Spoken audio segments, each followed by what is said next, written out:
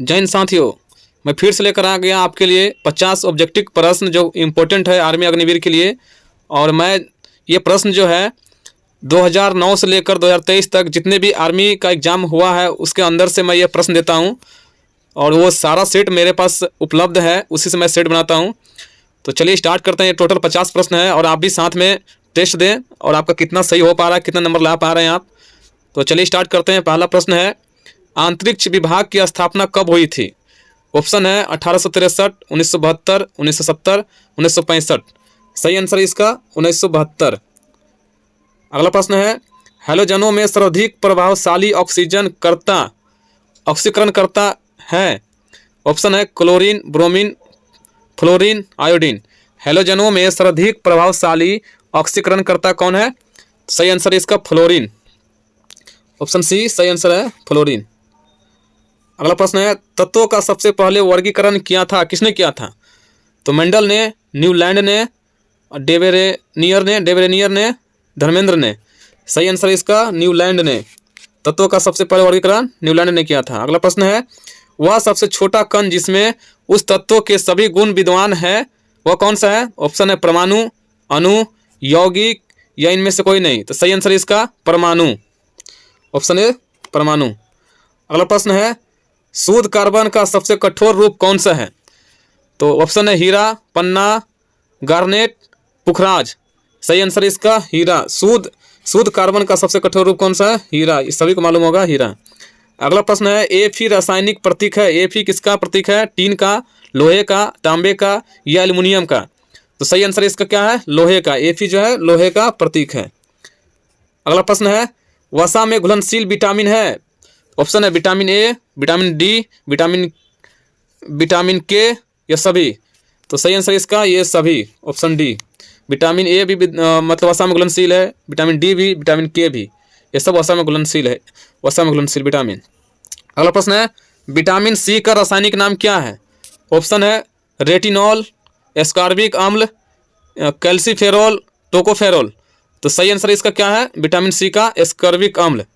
Option B. अगला प्रश्न है, रेडियन इकाई किसके मापन में उपयोग करते हैं?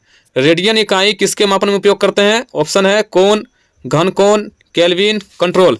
सही आंसर इसका कोण, रेडियन इकाई मापने के लिए। अगला प्रश्न है, तिलचट्टे का खून होता है? ऑप्शन है काला, लाल, सफ़ेद, रंगहीन। सही आंसर इसका रंगहीन। तिलचट्टे का खून कैसा होता है? रंगहीन होता है। अगला प्रश्न है, विद्युत बल्ब बनाने में कौन सा कांच का प्रयोग किया जाता है? ऑप्शन है सोडा कांच, क्रूक्स कांच, पोटास कांच, क्राउन कांच। सही आंसर इसका डी, क्राउन कांच। विद्युत बल्ब बनाने में क्राउन कांच का प्रयोग किया जाता है। अगला प्रश्न है, जल में ध्वनि का चाल होता है?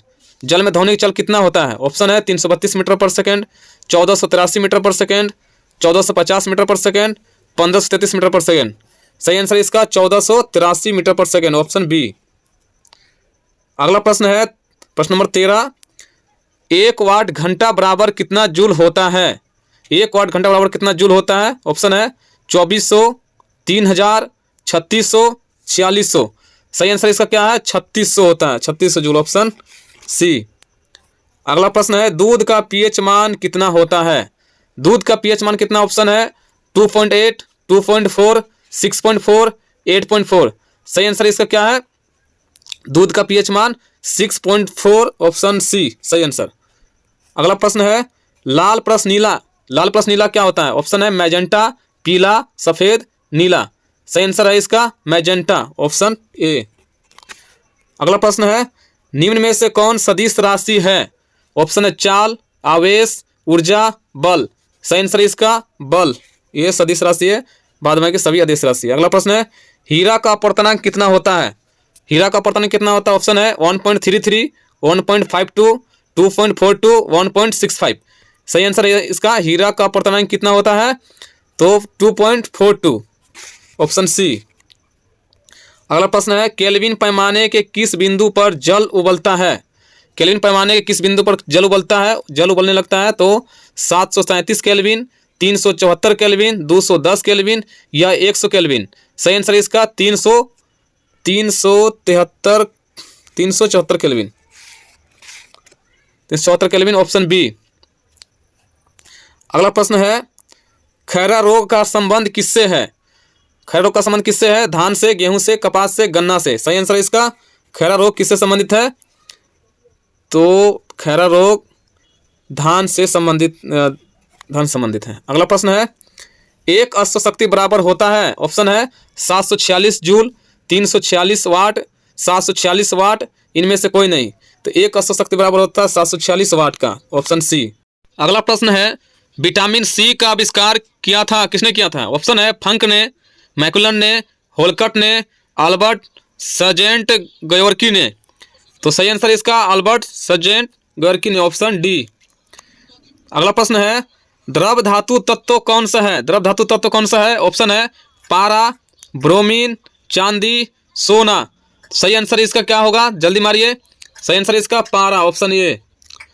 अगला प्रश्न है आप लोग हमसे पहले ऑप्शन मार दिया कीजिए। सही अगला प्रश्न है मनुष्य का वैज्ञानिक नाम क्या है? ऑप्शन है आइनोसेपियंस, रेनोसेपियंस, होमोसेपियंस, या इनमें से कोई नहीं। सही आंसर इसका ऑप्शन सी होमोसेपियंस। मनुष्य का वैज्ञानिक नाम होमोसेपियंस। अगला प्रश्न है कपास प्राप्त होता है, कपास कहाँ से प्राप्त होता है? ऑप्शन है तने से, पत्तियों से, बीजों से, जड़ से। तो इसका सही आंसर है कपास कहाँ से प्राप्त होता है? तो बीजों से प्राप्त होता है, ऑप्शन सी, बीजों से। अगला प्रश्न है शहद का मुख्य घटक क्या है? ऑप्शन है ग्लूकोज, सुक्रोज, माल्टोज या फ्रुक्टोज। सही आंसर इसका फ्रुक्टोज, ऑप्शन डी, फ्रुक्टोज। शहद का मुख्य घटक फ्रुक्टोज। अगला प्रश्न है तीन मूर्ति स्थित है, तीन मूर्ति कहाँ स्थित है? ऑप्शन है मुंबई, बेंगलोर, दिल्ली, जयपुर। सही आंसर इसका दिल्ली। तीन मूर्ति कहाँ स्थित है? दिल्ली में स्थित है, ऑप्शन सी। अगला प्रश्न है रूस की मुद्रा का क्या नाम है? रूस की मुद्रा क्या नाम है? ऑप्शन है डॉलर, रूबल, रसिया या टका। सही आंसर इसका रूबल, ऑप्शन बी। रूस का मुद्रा का नाम क्या है? तो रूबल नाम है। अगला प्रश्न है ईडन गार्डन स्टेडियम कहाँ है? या ईडन गार्डन स्टेडियम कहाँ है? ऑप्शन है मुंबई, गुजरात, कोलकाता, हैदराबाद। सही आंसर इसका कोलकाता। ईडन गार्डन स्टेडियम कहाँ है? Kolkata, option C. अगला प्रश्न है बीजापुर में गोल गुंबज किसने बनवाया था? बीजापुर में गोल गुंबज किसने बनवाया था? ऑप्शन है महमूद गवाह, दूसरा ऑप्शन यूसुफ आदिल शाह, तीसरा ऑप्शन इस्माइल आदिल शाह, मोहम्मद आदिल शाह। तो इसमें सही आंसर कौन सा है? Mohammad Adil Shah, option number D. Bijapur में गोल गुंबज किसने बनवाया था? मोहम्मद आदिल शाह। अगला प्रश्न है भारत के प्रथम प्रधानमंत्री कौन थे? सभी को मालूम है प्रधानमंत्री, प्रथम प्रधानमंत्री कौन थे? तो पद से प्रधानमंत्री, पद से पंडित जवाहरलाल नेहरू। अगला प्रश्न है कौन सा अक्षर दिए गए क्रम में गलत है?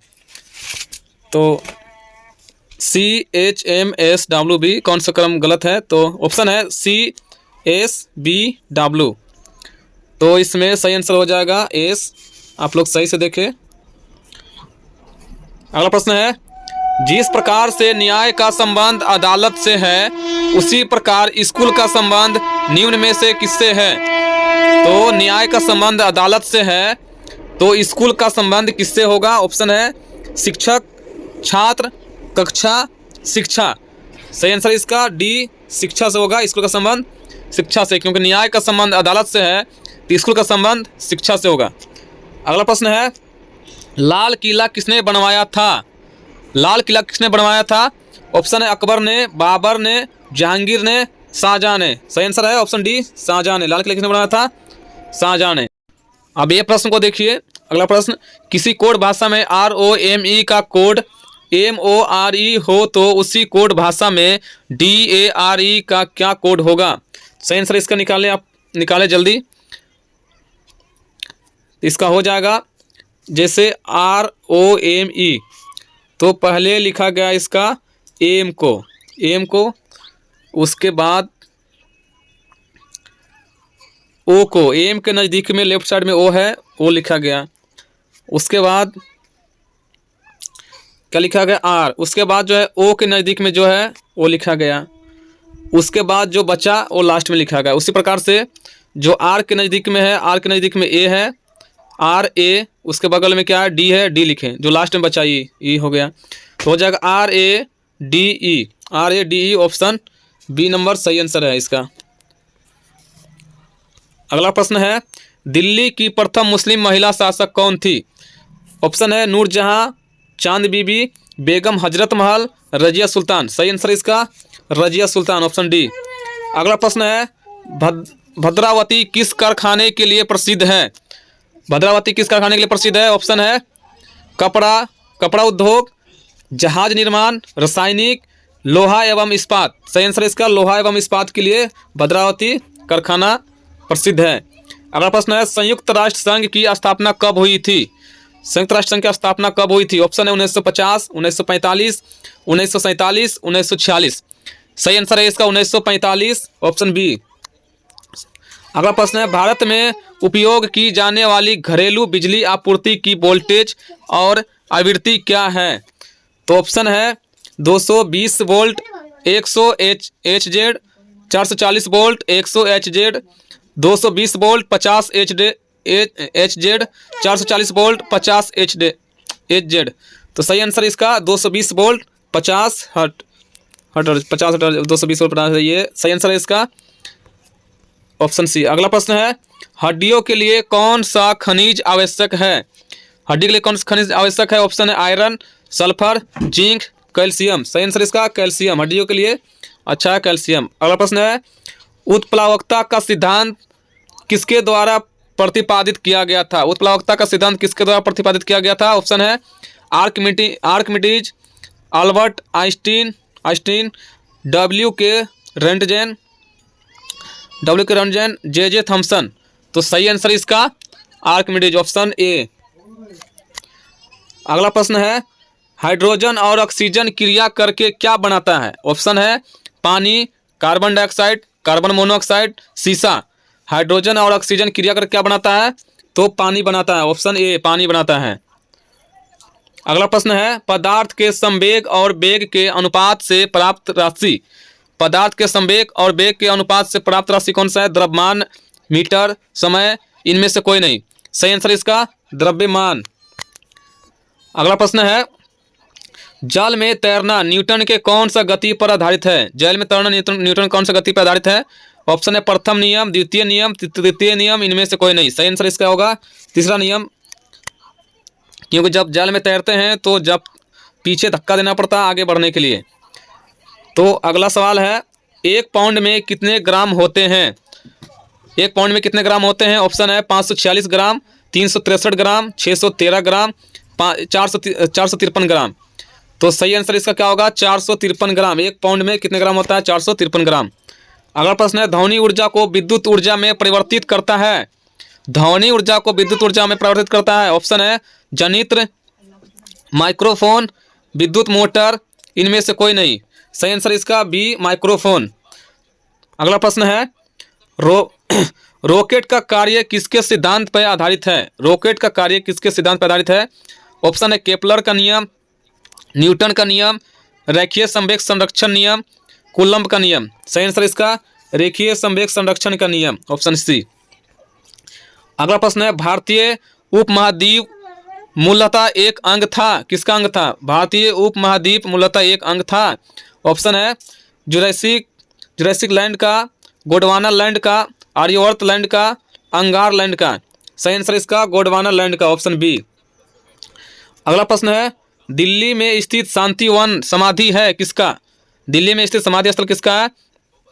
शांतिवन में इंदिरा गांधी, जवाहरलाल नेहरू, लाल बहादुर शास्त्री, राजीव गांधी का। तो दिल्ली में स्थित शांतिवन में समाधि स्थल जो है किसका है?